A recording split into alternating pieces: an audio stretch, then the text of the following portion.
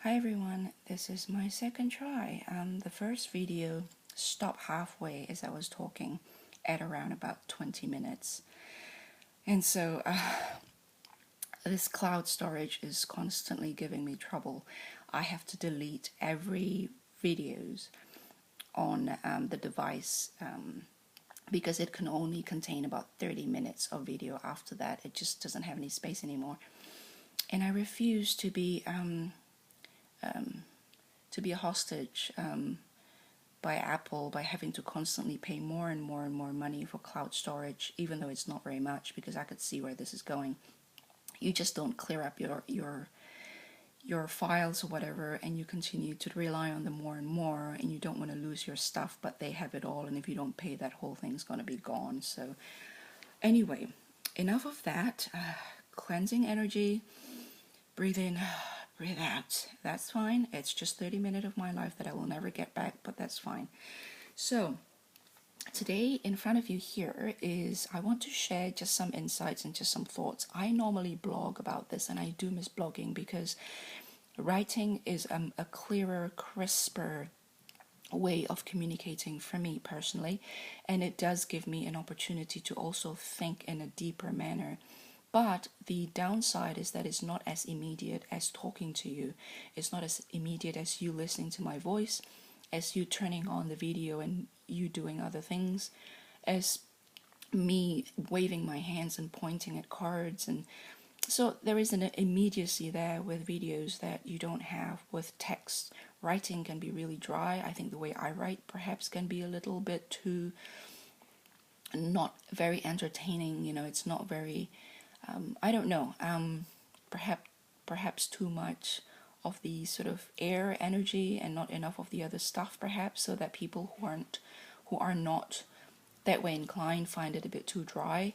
Not that it matters in the grand scheme of things, but from my end as well, there is a different dynamic when I talk to you. I could really get a bit fired up. Anyway, so I am probably, usually when things sit in my head for months, in the end it became quite distilled, and once it is at a distillation point of a particular level, I then have to write it, and that is probably a good time to write it. And I'm beginning to feel that wave is accumulating, and I think the time to write has come. I think December, January, November, the season, or around about the holiday season up to April, has been such a, you guys would call it high energy, or and people are returning slowly after Easter to whatever it is that their core activity requires them to do for throughout the year. Like Patrick's returning to his shop, and I think I similarly starting to feel with my travel plan and with my personal stuff slowly gearing up. You can feel the momentum building. I think I may have to return to blogging again. Not that I have to, because I would like to. I quite miss it. So, okay, I'm really looking at the time now because I'm quite anxious that it might cut me off again. So this is my theme year, Major Arcana. I'm going to link below how you can calculate your Major Arcana for 2016 based on your birth dates. And then that's the focus of the year that I've obtained in the center of the year ahead spread.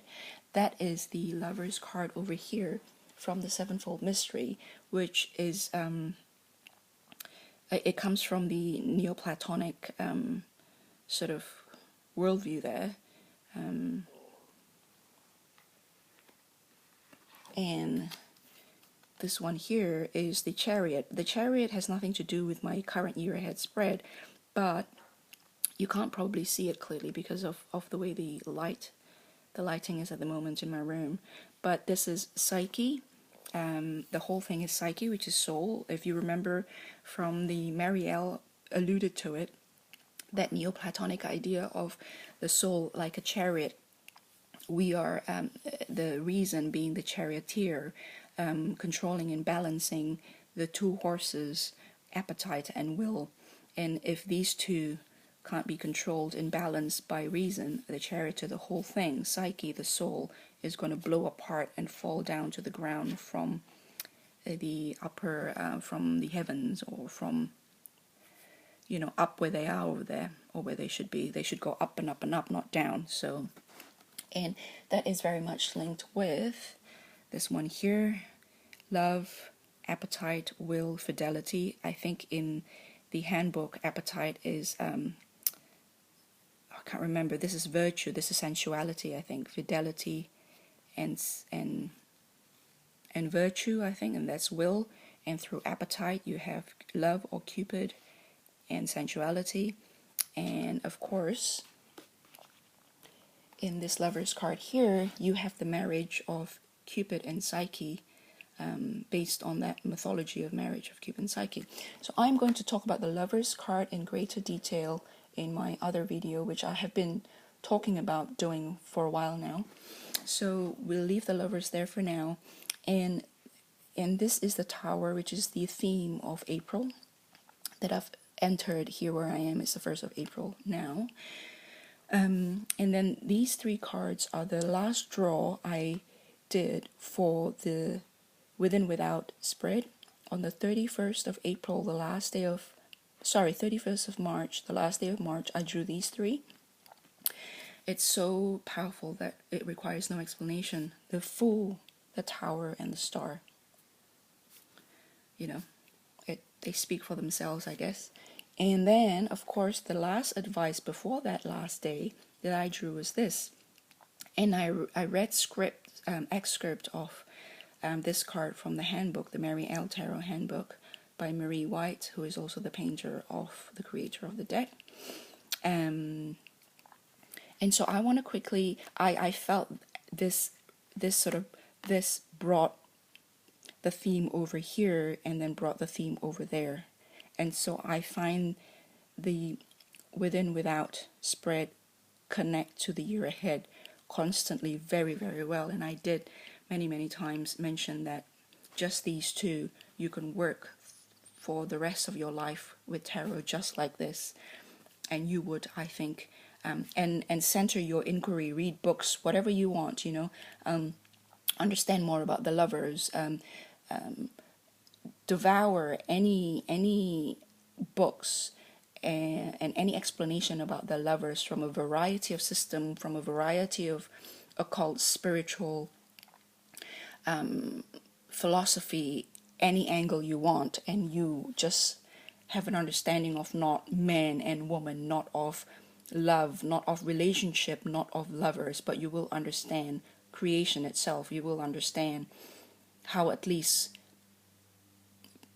some people view creation, and how people view alchemy, and how people view this existential stuff that is just so part of my initial inquiry when I landed on tarot. And so I'm very pleased about that. So I am going to quickly, it's 8 minutes already, I'm going to quickly read from this one here.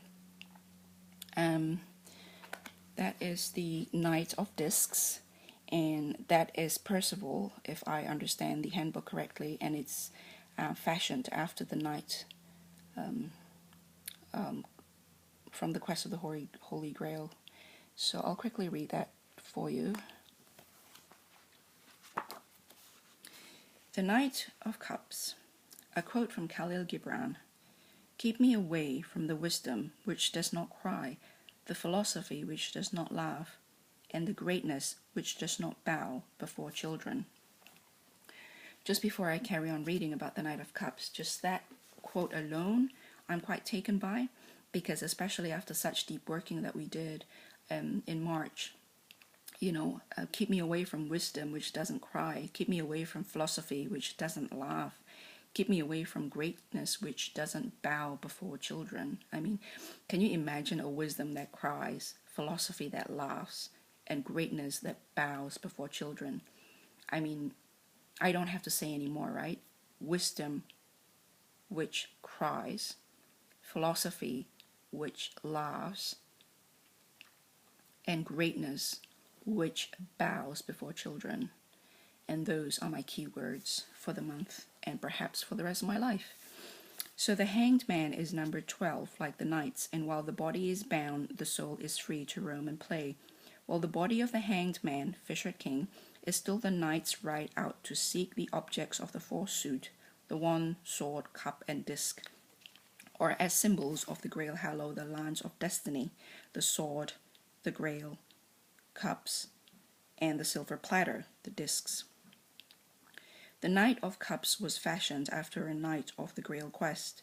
The Holy Grail was said to be the cup of Jesus, the cup Jesus Christ drank from at the Last Supper. When he was on the cross, a Roman soldier pierced his side with a lance, the lance of destiny, and the blood and water that flowed forth was caught in the Grail.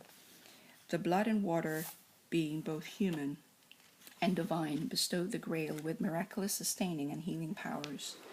The Grail is the meaning of your life, your heart, not only the physical heart, but the spiritual one as well.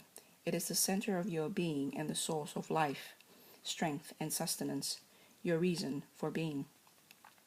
This is Percival, with his vermilion armor and wife Blanchefleur, or White Flower. Again, there is the red and white, as in the red and white horses in the Two of Cups, or the blood and water bled by the wounded Christ on the cross. Body and soul, blood and spirit, holding and sustaining each other. The red and white are the sacred marriage of the ego and the self. With that union, the blood and water can flow. In the Grail legend, Percival saw the Grail early in his journey at the castle of the crippled Fisher King. The Grail had been passed around the table, but no one ever took from it. He wanted to ask who it served, but thought it impolite, and he had been instructed not to talk too much, so he remained quiet, never finding out who the Grail served. Later he found out that if he had asked who the Grail served, he would have healed the Fisher King. Percival was a true innocent, and just like all children, perfect and divine. But that is not enough to hold the Holy Grail. It also takes knowledge and experience and compassion. To know, act, and show compassion to the Fisher King, to ask the right question, allows you to hold the Grail in your hands. One is born divine by the grace of God. Then life hardens you into a castle, a fortress in which you stand in the world. The Grail still lies inside you, but you are crippled by your own hardness. It is then up to you to gain enough experience in life, compassion, and knowledge to find your innocence not through grace, but will and conscious intention to achieve the same divinity as a child, and to let the lifeblood again flow freely to the whole of the body and soul, to be healed, to renew the famine-starved wasteland. The Grail, the castle, the Fisher King, the blood, Percival, the wasteland, they are all you, all the self. The Grail is the reason you live. The whole world is in this armor. At the bottom is water over a carp and a symbol of Ningisida, the Sumerian serpent god. Between them are the roots of 3 trees. In the center is the Grail with 3 tears of blood. The armor on each sleeve contains a cherubim. Ariel, lion of God, is a lion on the left, and Michael, who is like God, is on the right. Behind the Grail is a gold pyramid, a physical ray of light that comes out of the emerald eye of God atop. Just below the eye is the ecliptic with the zodiac. Above are flaming wheels made with golden lotus petals which edge the whole armor. There is a black gold embroidered shirt beneath, which is Darth and the abyss. The white lotus has risen from the roots all the way at the bottom, through the water and past the serpents, through the Grail and pyramid and eye, and just across the abyss where it sees the face of God looking down at it. The gold hair, shroud, and blue sky are the 3 veils of nothing. There are 2 chances to get the Grail. First comes when one is young and naive. The second comes after one has gained experience and character. The Grail is available to the innocent children, as pure and perfect as they are, but at the time it is just a vision. To truly grasp the Grail, one has to have character, strength, and goodness of their own will. The Grail is the heart, love, compassion, that which is the source of eternal life. In the end, the hanged man, the Fisher King, is healed, and the cycle of 12 comes to an end with death. 13, but death is not the last card. And so it's continue to give you keywords, which is good to note, I suppose. The keywords is searching for matters of the heart, love, meaning in life, compassion, experience, and maturity is the key. Self-made person. Those are the keywords. But I think the Khalil Gibran quote really is a good summary. And the analogy of the Holy Grail being inside the castle of who we truly are is the Grail, and the castle is what we learn to build around us as we live in this world. But we are always intended to be the Grail. We've always intended to be that cup, that chalice, that source of eternal life, that seed of life, that unconditional love, that agape. And it talks about grace, that grace for me is and grace and love for me is eternally linked. Grace as being given something you don't deserve. And if you don't like the word deserve, if you don't like the idea that we are undeserving of something, if you feel that because we are divine, because we are love, we are deserving of everything that we've been given, then I would propose to put it that grace, to put it like this: grace is something you've obtained, or grace is something you have been gifted without having to work for it, without having to pay for it, without having to exchange for anything. You know, we talk about equal exchange of energy or that balancing. And in grace, there requires no balance. In grace, you are given because you are loved.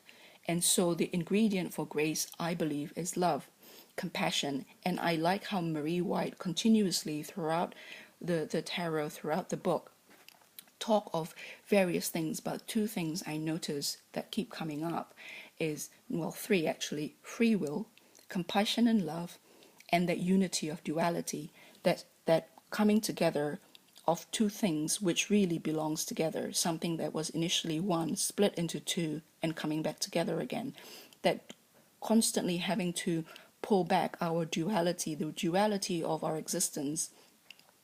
Beyond ourselves, everything seems to be split into this and that, and through love and through compassion you merge them back as they should be. And grace, being given something that you haven't worked for, being given something simply because you are loved, is grace. And the other thing is free will. So she would say grace, the theme that I found is free will, that duality uniting again, and then the other one is love. And she mentioned these three a lot, and I found that to be really good, and it's very much in line with my own. I don't agree with all of her world or spiritual views, but that is very much in line with my own belief system, and that is the foundation and the basis of my belief: grace and love, free will, and a synergy of various things that seems to be opposing, like free will and the will of God. How can you have free will when you have the will of God? How can you have free will and belief in fate as well? How can you believe that you can do everything in life out of sheer determination of your own free will, but yet accept that there are things in life that you can't do anything about? So that, it goes back to that. And I like how Marie White incorporate that throughout the cards. And I'm going to talk a bit more about that in the Lover's card, which I am going to make a separate video on. And so we'll leave that Lover's discussion for now. But just from that, that it says, I think she said that it's, you are by grace created divine. But for you to be able to get that grail again, it's not enough. You have to exercise your free will. You have to through, what is it? Here it is again. Hold on a second. The grail still lies inside you, but you're crippled by your own hardness. It is then up to you to gain enough experience in life, compassion and knowledge to find your innocence, not through grace, but will and conscious intention to achieve the same divinity as a child, and to let the lifeblood again flow freely to the whole of the body and soul to be healed, to renew the famine-starved wasteland. And of course, I just saw that and thought, well, that's the famine-starved wasteland, isn't it? I mean, after the tower's destroyed, after everything's annihilated to the ground, that would be the wasteland. The star will pop up. The handbook talk about how after death, devil, tower, those three big, shaking the ground, star will turn up, and how all journey starts with the Fool, right? I mean, we all know all the journey, every deck, no matter what you do, the journey starts with the Fool. And so I found that just tie up really, really amazingly well. And so that's that really. So that's my prologue to my April year ahead spread. And the fact that I can't divorce it from the last three cards from the Within Without Advice encourages me now, because I am now working with 1, 2, 3, 4 decks, and I am going to be working like this. I'm not going to draw 3 cards every day, but I'm going to, when I touch base with the cards, I'm going to do that, and because it just gives such great depth.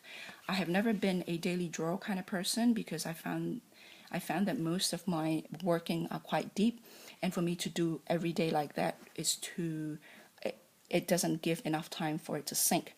So I don't have any time schedule, just whenever the ideas sank, whenever I've internalized them, I start another draw. So I just do it whenever the flow dictate, when the flow is up and down, and I know that it come to full circle, I do another draw, and then I let that run, and when that sink in, I do another draw. And those 2 remaining for the year, and before I only have 1 and 2 cards, now I have all these 4 cards, and I'm just going to carry on. If I have to have several other cards to extrapolate, or this one, the Ace of Cups, so be it. The Lovers, if there's any more, the Thoth Lovers might join in the rank, so be it. That would be my year whole theme, and the month will sit here, and from the month I will extrapolate as well, using whatever the 3 cards, the 3 card draws that I will do from time to time with no fixed schedule. But this is special because this was the second to last advice from the Within Without Advice tag, and that's the last draw from the Within Without Advice tag, 30th of March, 31st of March, April energy, year theme. Bye everyone.